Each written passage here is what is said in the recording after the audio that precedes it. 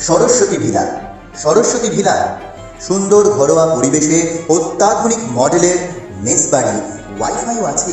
যোগাযোগ করুন 9474922373।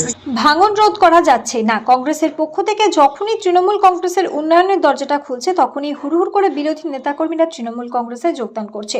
তৃণমূল কংগ্রেসের রাজীব হোসেন একটু দরজাটা খুলেছে, তাই শাহজাদপুরের পঞ্চায়েতের মেম্বার সহ প্রায় 150 জন কংগ্রেস কর্মী সদল বলে রাজীব হোসেনের নেতৃত্বে জেলা তৃণমূল কংগ্রেস কার্যালয়ে এসে যোগদান করলো।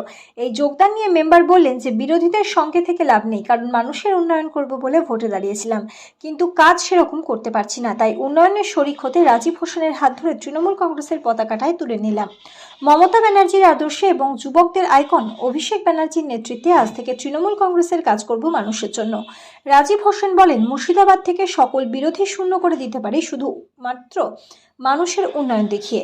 তাই সকল জনপ্রতিনিধিরা অন্য দলে জিতেও আমাদের দলে ঢোকার একটা হিড়িক পড়ে গেছে।